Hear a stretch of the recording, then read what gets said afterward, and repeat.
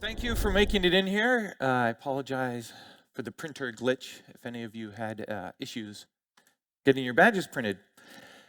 So this is Singapore Black Hat Day 1. And I've got some opening remarks for you. And then I want to introduce our keynote, which I'm really excited about. But before we get going, I just have some basic kind of housekeeping notes. For those of you who haven't been to a Black Hat before, maybe raise of hands, anybody new? Okay, great. Thank you for coming. Here's the deal. What we try to do is create maybe like a crystal ball where we have speakers, presenters. We try to tell you a little bit about what's going on, but also maybe what's going to happen in the future. And the idea is that with better information, you can make better choices.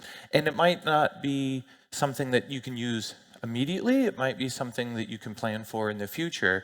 And the idea is not to be passive and have the speaker just like lecture style you. It's meant to be interactive. You're meant to be able to challenge the speaker. You're meant to be able to learn more interactively. And this kind of goes back to the way the conference was originally started. It was really just a bunch of people trying to explain the work they were doing, why they were doing it, why they thought it was interesting. And the audience might have gotten an idea to start a business.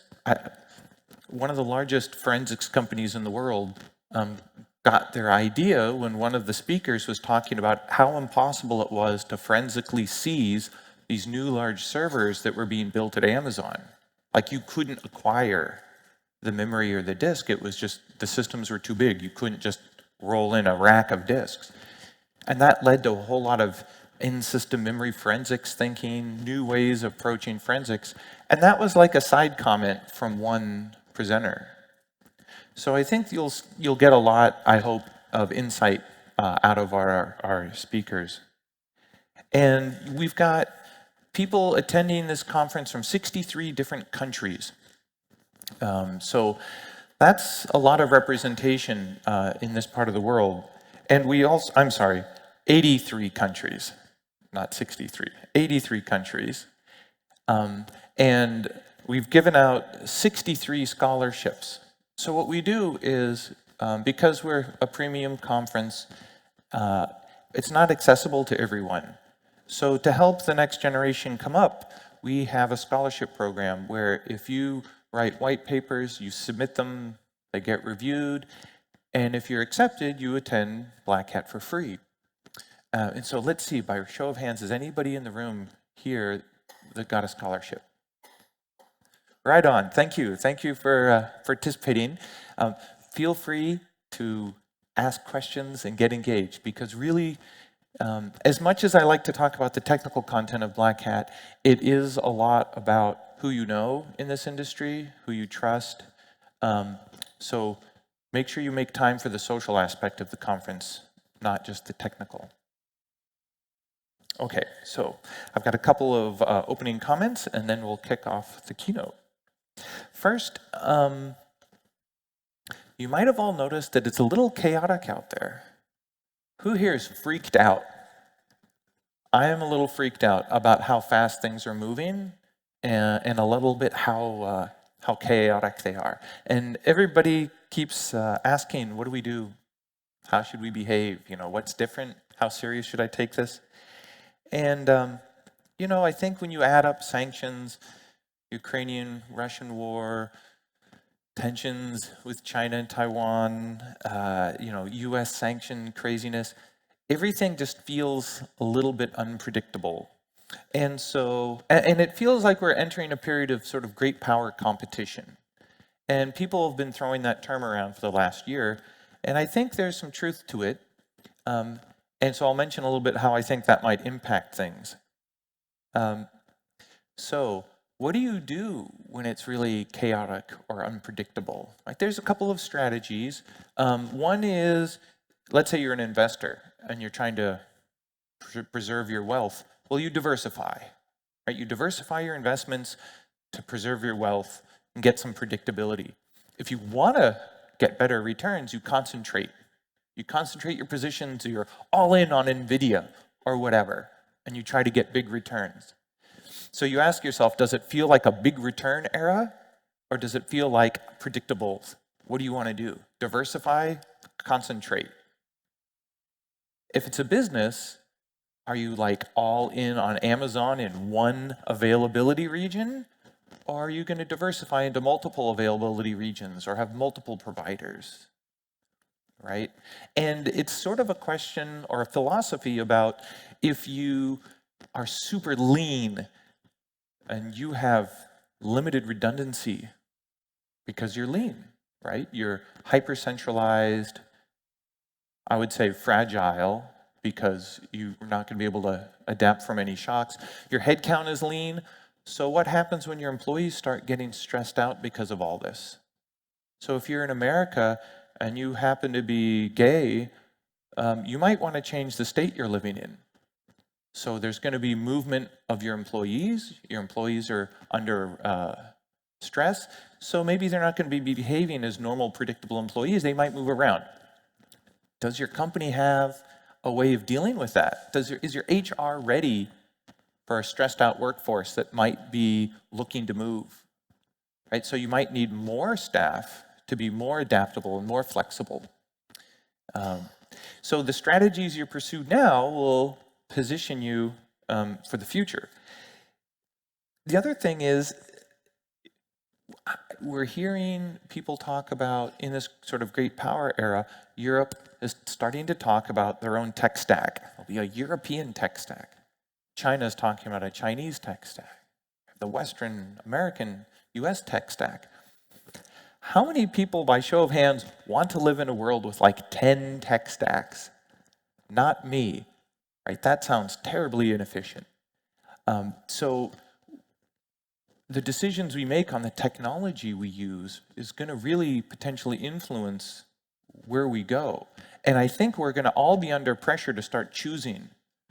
GDPR in Europe is forcing Americans sort of to choose what their privacy policies are, because if they choose wrong, Europeans can't use American hyperscalers, right? Will China do the same? And will then people be forced, or companies be forced, to pick their stacks based on regulation? And this sorting will occur partially because countries want predictability in these times of chaos. They want to know what the rules are. They're bringing in everything closer. For myself, for the DEF CON network, I'm getting an ASN assigned. I'm building network redundancy. If something goes wrong in one place, I want to just be able to hit a button and move my network somewhere else. I never cared about that before, but now I care. And so I think I think a lot of you need to start start caring. And the other thing to notice is we're now entering this era of there's no unconflicted parties. Like, you're having to make choices now. And this is putting people in conflict. So in the United States, maybe you were fine with the people you were working with, but maybe if the people you're working with aren't fine with your sexual orientation, you need to find new people to work with. And so it's sorting people by companies. Right? If you're still on X or Twitter, some people say you support white supremacy. That's a pretty harsh thing to say, but there's alternatives where the person who owns the other technology stack is not giving Nazi salutes. It's incredible. So what technology stack you pick, which company you align with, which government regulation regime. Yes, we're technologists, but people, management, leadership are going to ask you for your opinions on where should we deploy this next project? What technology should we use? Right? How much should we invest in this company? You're going to have a greater awareness of how that plugs into this sort of chaotic time. And for an example, I'll just talk a little bit about AI, because how can you not talk about AI? And in the era of great power competition, maybe you have Chinese hyperscalers and Western hyperscalers. There's not really any in Europe. but the competition between them is not direct. In AI, it feels like it's a race. And in a race, in great power competition, new concerns are introduced, right? National pride. It's sort of like, is there an AI gap? And you start hearing conversations in the West about things like, well, what if China has an AI that is like a month ahead, 2 months, 6 months ahead of the West? What if they use that AI to plan a conflict around Taiwan or whatever? Okay, so we need an AI that's equal to their AI. So then there's parity again. No one person is ahead of the other. It's predictable. We know we can't stay a year ahead of competitors in AI. What if we're only a week ahead of them? What if we're only a month ahead of them? Right? What does that mean? Oh my gosh, these arguments can be like mind-numbing. But what I think in the end is going to happen is there's going to be multiple winners in AI. There won't be one winner and one loser. It's not a zero-sum game. I think what's going to happen with AI is different countries want different things. Different companies want different things out of AI. And so what will happen is China, which largely wants to manufacture, produce, sell, export, they'll use AI as add-on, bake it into the technology. If they want to manufacture a lot of robotics, it'll be robotics with AI. Right? America is not the power manufacturing hub it used to be. So they're not focused on exporting as many things as possible to keep their job stability. So in China, for example, you buy maybe an EV car, it might come with self-driving AI for free because it allows them to manufacture more cars. But if you look at Tesla in the United States, AI, self-driving, that's a $10,000 add-on. It's a feature, right? And so what's a feature in one AI system is baked in another. And I think because of that, there'll be different paths. And it will be possible for China to say, we've won AI because they have in their environment.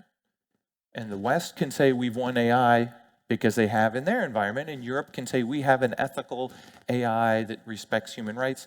And they will. And for each country, they'll have won. And the danger that we face is getting sucked into thinking there's one winner, there's one way of doing AI, there's only one solution. And so I have just a couple of final thoughts. So also in these chaotic times, and the technologists are being forced to choose and you're potentially conflicted. I'll just give you one example of that. And this is when Russia first invaded Ukraine, Microsoft released a report on APT activity that's happening in their Azure network. And here are the TTPs, and here's what was happening. And the Red Cross read that report, ICRC read that report, and they said, oh no, we use Microsoft. But now they're conflicted. They're conflicted because they're essentially defending and engaging with Russia. So we can't use them anymore. We can only use unconflicted parties. We can't use conflicted parties. So then they said, well, what other technology do we use that's potentially conflicted? Apple, phone manufacturer, Android, Google, over 150 other tech things they were using are conflicted. So everything they're using is potentially with a conflicted party. That's the world we live in now. There are no clean choices. And you have to be okay with that, or you're going to be frozen, paralyzed with indecision. And the bad actors that we see now are taking advantage of this indecision. And you can see this in criminal groups trying to operate more specifically targeted scams. You can see this in the way ransomware groups are adapting and moving. We see some early movement of in-browser ransomware. Since everything is moving to the browser, that's kind of where ransomware groups are moving to. Right? You're in your browser, you have access to your OneDrive, they just either delete or copy your OneDrive data and then ransom it back to you for release. Maybe they can't delete it, but maybe they can release it. And so the nature of ransomware is changing in this environment. And APTs are using the opportunity either for propaganda or info stealing. And the one thing I find interesting about Singapore is it's not in great power competition, right? It's small, it's highly connected, it's centralized, it's technologically advanced, educated population, and they are trying to balance these competing, forces of nature surrounding it to navigate these waters, at the same time trying to keep its people and citizens safe. And so, coming from America, where everything is big and slow and huge, it's really kind of refreshing to listen to people from Singapore talk about how they navigate things when they're quick. Like, I meet someone and they're the person that can make the decision, not the whole committee, not a month-long process. It's really about the personalities and whether they want to get something done. So it's going to be my honor to introduce Edward Chen, our day one keynote here, the Deputy Chief Executive of National Cyber Resilience for the CSA. And a little bit about Edward. So he was commissioned as a signal officer in 2000. So he spent 25 years essentially in the military, the SAF. He was a commander of the Cyber Defense Group, subsequently commander of the C4 Command Cybersecurity Task Force. And most recently, he served as the Defense Cyber Chief as a Brigadier General in the Digital and Intelligence Services. But so then leaving from that military perspective, sort of national security perspective, moving over to a more civilian cybersecurity agency perspective, his focus shifts, his attention changes. And he's now been appointed as the Deputy Chief Executive at the Cybersecurity Agency and in charge of the operations and intelligence at a national level. He's going to give us a little bit of his insight around AI and what he likes to call as the RSA, ransomware, scams, and APTs. So thank you very much, and I'd like to introduce Edward.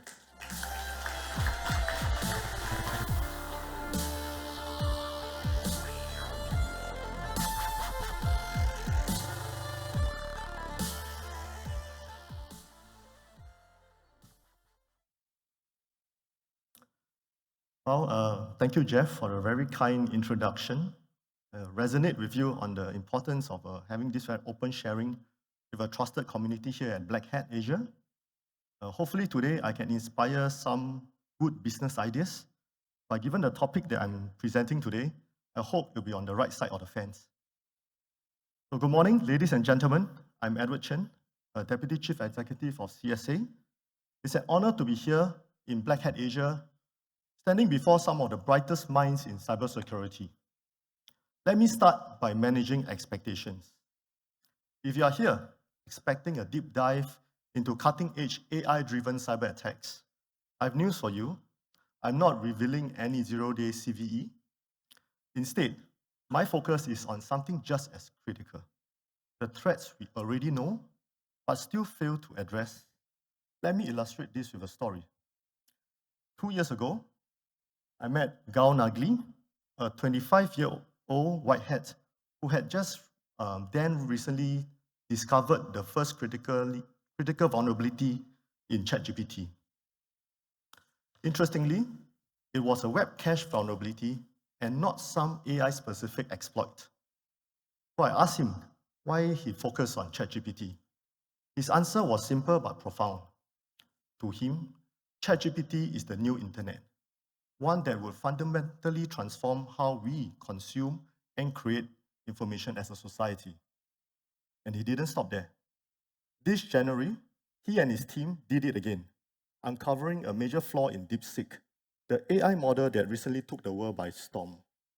And this time around, the culprit, unsecured open ports in its database, which could have given threat actors deep access into its systems. This again wasn't some flaw within a large language model. Instead, it was a basic security oversight, the kind that often gets overlooked in our race to innovate. Both incidents highlight a crucial reality. While AI is reshaping the battlefield, the weapons of choice remain the same: unpatched systems, weak credentials, and human errors. Foundational cybersecurity isn't just important, it is the bedrock of cyber resilience. As a highly digitalized and connected nation, Singapore faces a rapidly evolving cyber threat landscape. Our position as a financial and technological hub, as what Jeff has pointed out, makes us a prime target for cyber threats, whether financially motivated or geopolitically driven. Today, I'll focus on three of the most pressing threats: ransomware, scams, and advanced persistent threats, or as I call them, RSA. These threats are not just persistent, they are evolving in ways that challenge our notion of cybersecurity. Allow me to explain. Global ransomware activity surged to record levels last year, with cybersecurity firms reporting a 20% year-on-year increase in victims worldwide. Ransomware attacks were observed in over 140 countries, impacting virtually every major industry. In 2024 alone, over 40 new ransomware groups emerged globally. Despite recent successful takedowns of key syndicates by our international colleagues, we have an average of 3 new groups being established every month. Think of them like a hydra: cut off one head, and 2 more will grow back, each one more aggressive than the last. In Singapore, the number of ransomware cases reported to CSA similarly rose by 20% last year. From the recent cases examined, 3 trends emerged. First, victimology. For the first time, professional services has risen to be the second most impacted sector in Singapore. We observe ransomware groups increasingly targeting small and medium-sized law firms and business consultants. One plausible explanation is that these companies manage disproportionately large amounts of sensitive client data and may be perceived to be more susceptible to ransomware. Second, assets. We observe a trend where threat actors are moving away from just locking up email systems to directly targeting your network attached storage systems. Upon gaining access, these attackers exfiltrated data and wiped the remaining files, leaving behind only ransom demands for data recovery. This is a departure from the usual, as no encryption payload was deployed. By skipping the encryption phase, these actors prioritize simplicity and speed, relying solely on the threat of data loss or data leaks to compel payment. Third, extortion. In a case involving a local IT vendor serving the financial services industry, the threat actor issued ransom demands not only to the affected vendor, but also concurrently extorted the financial services firm and even their end customers whose data had been stolen. This tactic reflects how ransomware actors are applying pressure across the whole trust chain to maximize coercion and increase its chances of ransom payment. Through these cases, I've essentially outlined to you who to target, what to target, and how to extract payment. But let's be clear, please do not try this at home. The Black Hat organizers do have all your registration details. On a more serious note, these evolving tactics reinforce one truth: ransomware actors adapt fast, and we must be faster. Let us now turn to scams.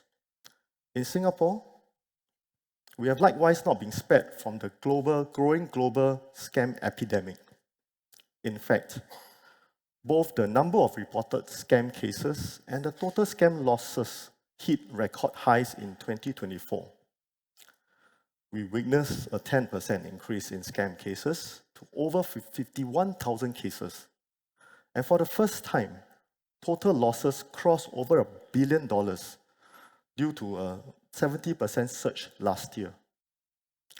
These numbers give you a sense of the magnitude of the issue.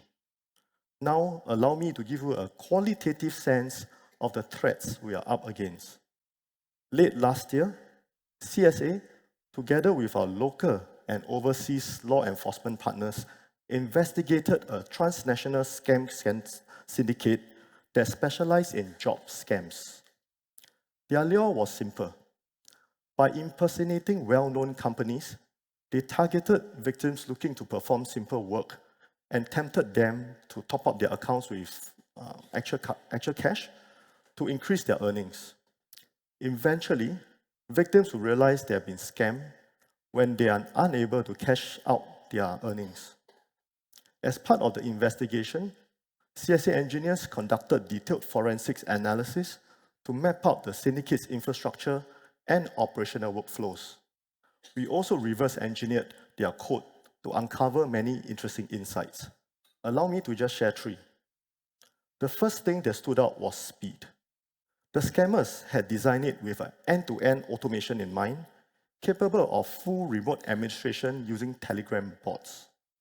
In fact, they are so fast that they can easily register a new domain, spin up a new web hosting infrastructure for a new campaign in sheer minutes using their Telegram bot.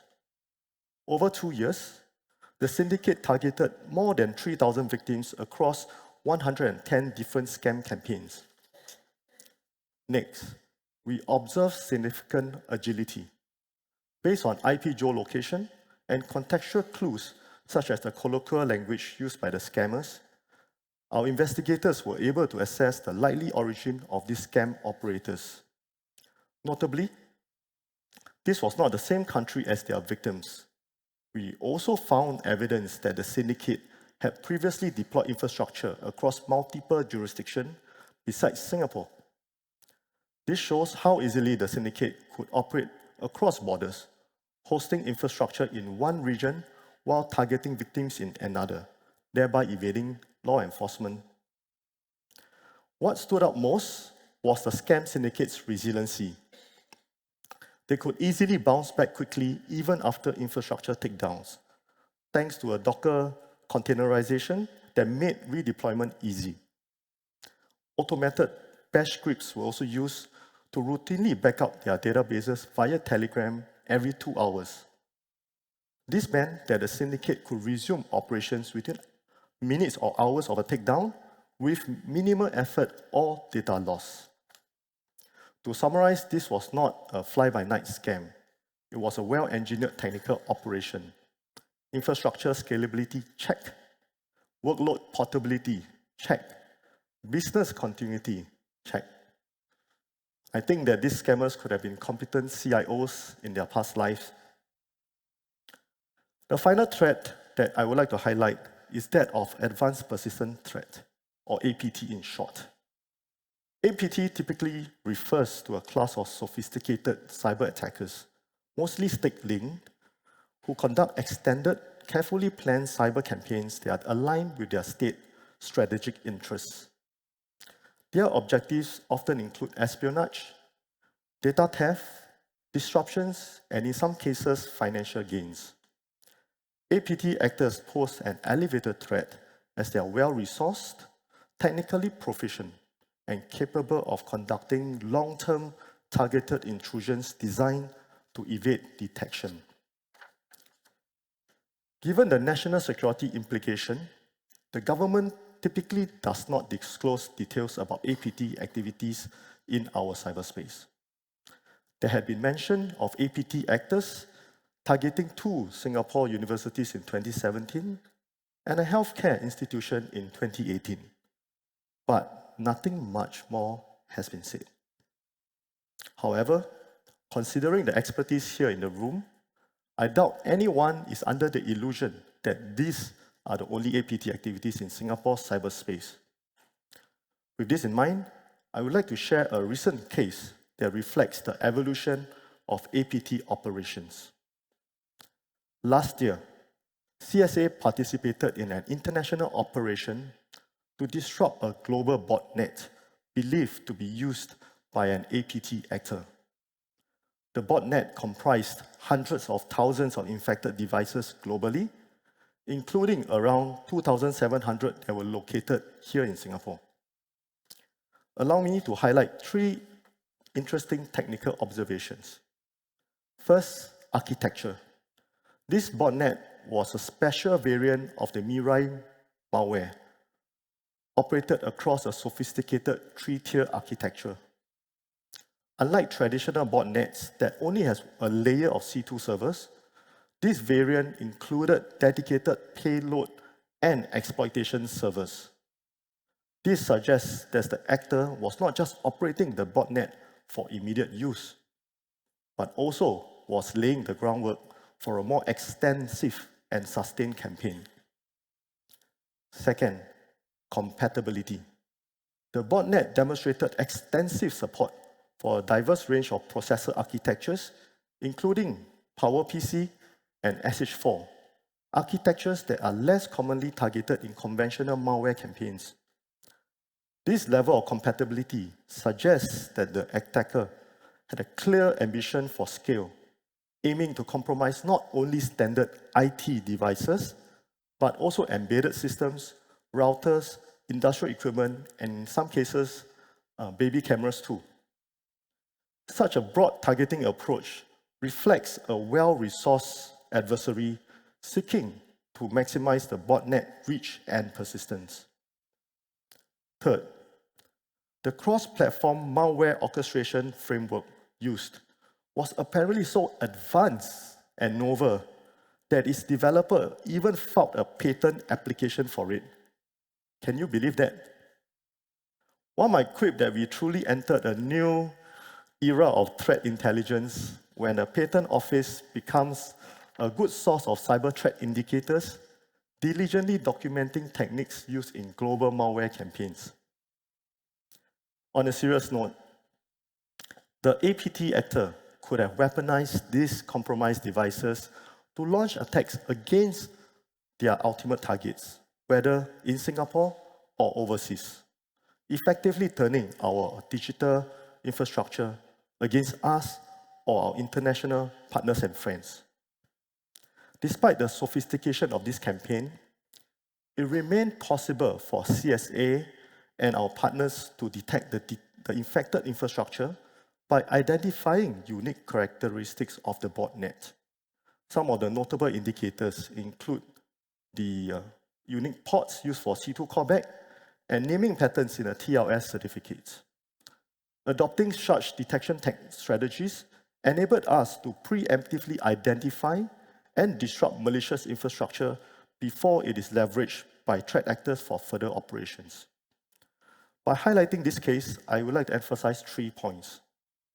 First, we do not tolerate malicious cyber activities in our cyberspace, even if they are not targeted at Singapore. We will take firm, proportionate actions to counter these threats decisively and effectively. Second, we are clear-eyed that the APT threats could target Singapore and present a real and serious concern to our national security.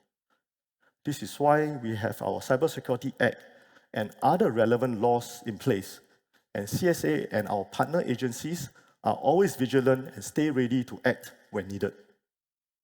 This segues into my third point, which is the importance of international partnerships in tackling complex cyber threats. CSA was able to contribute to the international operation because of the trust and confidence that our partners had in us. We are committed towards strengthening international cyber cooperation as a cornerstone of our strategy. Now that I've unpacked these threats in some detail, let me now answer the question that matters most. How do we fight back? In Singapore, we take a multi-pronged approach, a whole-of-nation approach to cybersecurity, one that's grounded in strong legal mandates, deep operational technical expertise, and robust partnerships. Guided by our national cybersecurity strategy, we see the problems through three lenses: top-down, bottom-up, and future-forward. First, top-down. We ask ourselves, what are the big things that we need to address at a national level? Quite early on, we enacted the Cybersecurity Act in 2018 to establish a legal mandate for safeguarding critical information infrastructure, ensuring that we have the necessary authority to investigate cyber threats and incidents. But we didn't stop there. We recently amended the Act to account for evolving digital dependencies, such as foundational digital infrastructure, including cloud service providers. And recently, together with over 60 ecosystem leaders, we updated our operational technology master plan to strengthen our cybersecurity resilience in our critical sectors. These efforts ensures that our national cybersecurity framework and plans remain robust and relevant to technological changes. Recognizing that many threats transcend borders, such as the examples explained earlier, we also prioritize international collaboration, particularly in combating ransomware. Since 2021, Singapore has been a founding member of the Counter-Ransomware Initiative, which has seen rapid expansion in membership. As a global coalition dedicated to disrupting ransomware actors and holding them accountable, it has enabled us to work operationally with many trusted and like-minded partners around the world, exchanging intelligence and proactively neutralizing threats before they reach Singapore's shores. Second, bottom-up. Besides government initiatives, we must also focus on empowering businesses and individuals to play their parts in strengthening cyber resilience. One example is the SG Cyber Safe program and the related CISO as a Service initiative. The SG Cyber Safe program provides small and medium businesses with tailored resources to benchmark and improve their cybersecurity posture, ensuring they meet industry standards. For SMEs without in-house cybersecurity expertise, the CISO as a Service scheme connects them with qualified professionals who can step in as in-house cyber consultants. The whole idea is to make cybersecurity expertise accessible. Just like in healthcare, we have besides the big hospitals, you also have a small GP clinics to serve the masses. To protect Singapore and Singaporeans away against malware scams, we partnered Google last year to roll out the enhanced fraud protection feature between Google Play Protect. This feature automatically blocks the site loading of potentially malicious Android applications that misuse sensitive runtime permissions to take over your phones. As of December last year, it has prevented over 1.6 million installation attempts of harmful apps across nearly 400,000 devices in Singapore. That's probably 400,000 potential more victims. This has enabled us to reduce mobile malware-enabled scams significantly. Following the successful pilot here, Google has since expanded it to 9 other countries such as Thailand, Vietnam, and even further afield in South Africa. Last but not least, future ready. We are not reacting to threats, we are anticipating them. This includes harnessing AI to enhance both detection and disruption efforts. One example is the Scam Analytics and Tactical Intervention System, or SATIS in short, co-developed by our sister agencies HTX and GovTech. Using a proprietary AI model, SATIS enables law enforcement to rapidly triage and take down scam websites and accounts with over 90% detection accuracy. This system is now being expanded to cover other scam-related infrastructure, including fraudulent payment channels and mobile numbers. Looking ahead, as AI becomes widely adopted and deeply embedded between our infrastructure, adversaries will inevitably exploit AI systems and as attack vectors. To prepare for this, CSA has released guidelines on securing AI systems, along with a companion guide offering practical recommendations for organizations. These resources will help system owners implement security measures across the AI lifecycle, from development to deployment, ensuring that AI-driven technologies remain resilient against emerging cyber threats. Ultimately, cybersecurity is an infinite game where the landscape constantly shifts and the adversary never rests.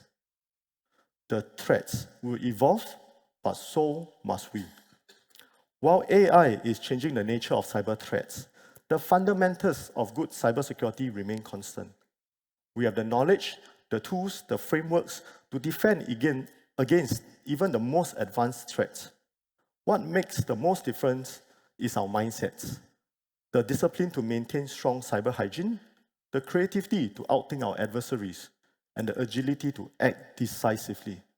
And yes, a little more budget never hurts. At CSA, we see cybersecurity as a team sport. We work with partners across the public and private sectors, both locally and internationally, to combat advanced threat actors and cyber criminals. This is a mission that requires dedicated folks who are ready to take on this RSA, or what I call the really serious adversaries in the age of AI. If you or your company thrive on solving complex problems and want to make a real impact, we'd love to hear from you. With this, I wish everyone a great conference ahead. Thank you very much.